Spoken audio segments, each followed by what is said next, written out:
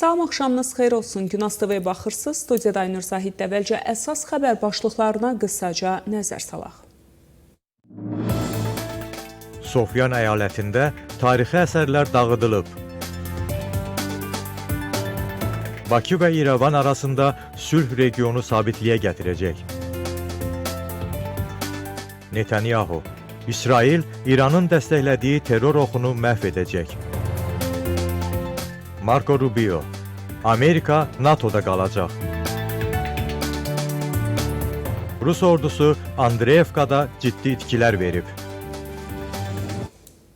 İndi isə daha ətraflı. Şərqi Azərbaycan əyalətinin Sufyan bölgəsinin Tırp kəndində yerləşən tarixi qala və qəbristanlıqda qanunsuz qazıntı işləri aparılıb.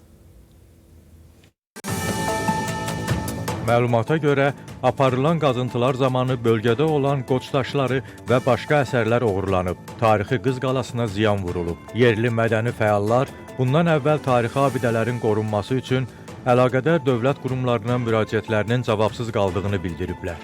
Qeyd edək ki, 3000 ilə yaxın keçmişi olan Tirp kəndinin yaxınlığında yerləşən Qız qalası Elxanilər dövründə də əhəmiyyətli hərbi istehkam kimi məşhur olub. Bundan əvvəl qala yaxınlığında olan yüzlərlə qoç daşları, başqa daş heykəllər və daş lövhələrin əksəriyyəti dağıdılıb və oğurlanıb. Mədəni fəallar həmin əsərlərin bir neçəsinin Tehran və İsfahan muzeylərinə də aparıldığını qeyd ediblər.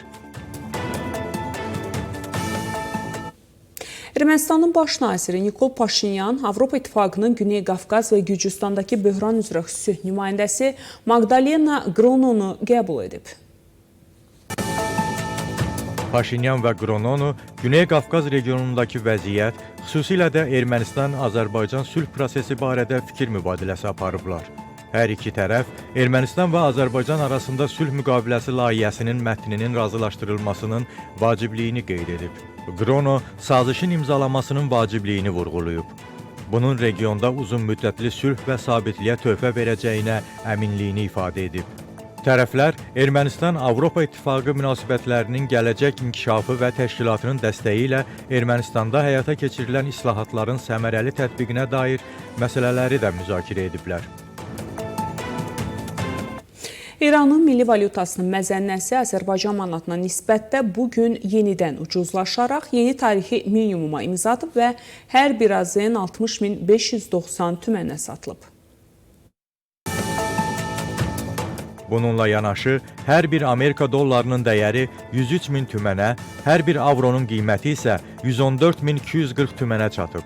Ekspertlərin fikrincə, İran pulunun kəskin ucuzlaşması keçən ay Vaşinqtonun İran neft sektoruna qarşı yeni məhdudiyyət tədbirləri elan etməsi fonunda baş verib. Xatırladaq ki, 2018-ci ildə İran valyutasının məzənnəsi 1 dollar üçün təxminən 55 tümən təşkil edirdi. İran, Hizbullah, Həmas və Husilər də daxil olmaqla proksi qüvvələrinə arxalanaraq bizə hücum etdi. Biz İranın dəstəklədiyi terror oxunu məhv edəcəyik. Bunu İsrailin baş naziri Benyamin Netanyahu Budapeştdə Macarıstanın baş naziri Viktor Orbanla keçirdiyi birgə mətbuat konfransında deyib. Netanyahu İranın dəstəklədiyi Hamas, Hizbullah və Husilərin hücumlarına məruz qaldıqlarını vurğulayıb. Əsas təhlükənin İranın özü olduğunu qeyd edib. Baş nazir bildirib ki, İsrailin addımları təkcə özünü müdafiə ilə məhdudlaşmır. İsrail baş naziri vurğulayıb. Bu təhlükə yalnız bizə deyil, Avropaya və yaxın şərqdəki bir çox qonşularımıza da təsir edir. Biz bunu etməyə qərarlıyıq. Və bununla da Avropanı qoruyuruq. Ola bilər ki, Avropada bəzi ölkələr bunu tam anlamır. Lakin Viktor Orban bizi anlayır. O həmçinin əlavə edib ki, İsrail bütün girovları qaytarmağa sadiqdir. O cümlədən Macarıstan vətəndaşı olan girovu da azad etməyə çalışırlar.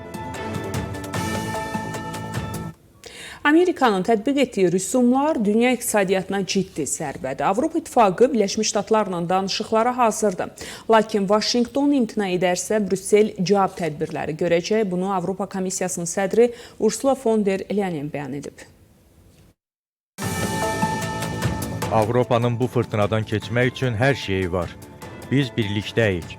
Əgər sən birimizə meydan oxuyursansa, hamımıza meydan oxuyursan, biz bir-birimizin arxasında duracağıq. Birliyimiz gücümüzdür. Avropa Komissiyasının sədri Ursula von der Leyen bildirib. Von der Leyen'in sözlərinə görə Avropa qitənin iqtisadi təhlükəsizliyini gücləndirmək üçün əlavə tədbirlər görəcək.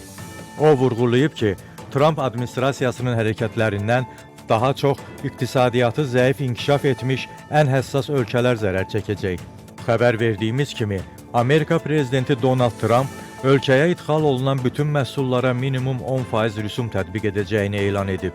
Amerika hökuməti Çindən idxala 34%, Tayvandan idxala 23%, Avropa İttifaqından idxala 20%, Böyük Britaniyadan idxala 10% həcmində gömrük rüsumları tətbiq edəcək. Trump bu tədbirləri Amerikanın ticarət balansını tarazlaşdırmaq zərurəti ilə izah edib.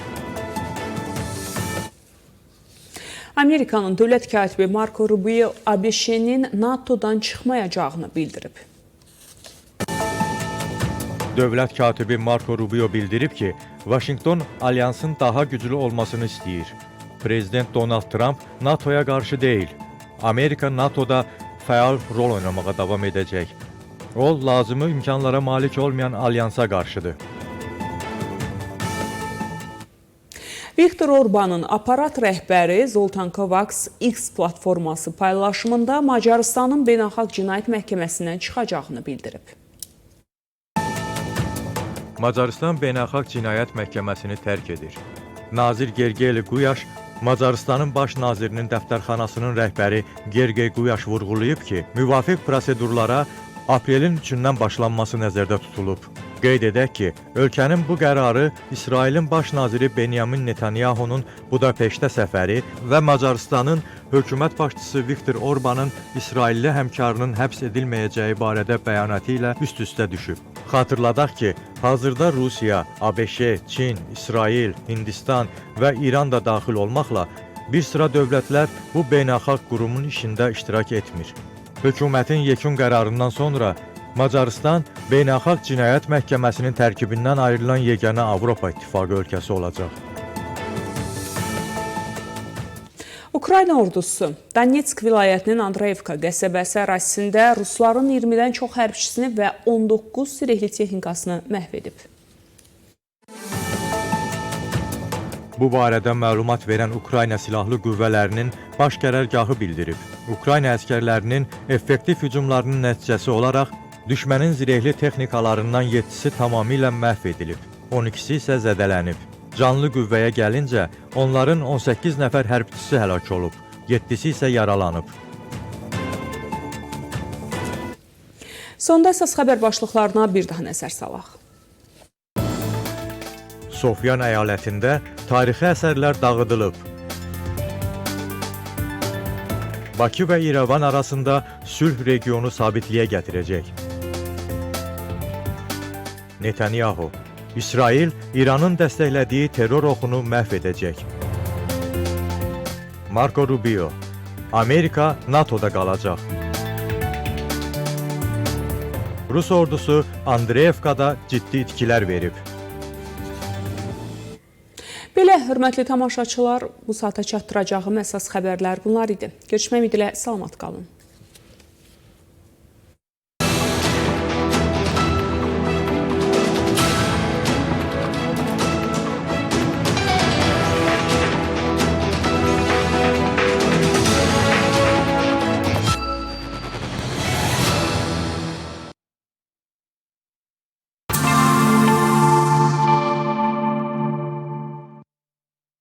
Güney Azərbaycanda ən ciddi problemlərdən biri də müasir dövrdə Azərbaycan ədəbiyyatının güneydə tənəzzülə uğramasıdır.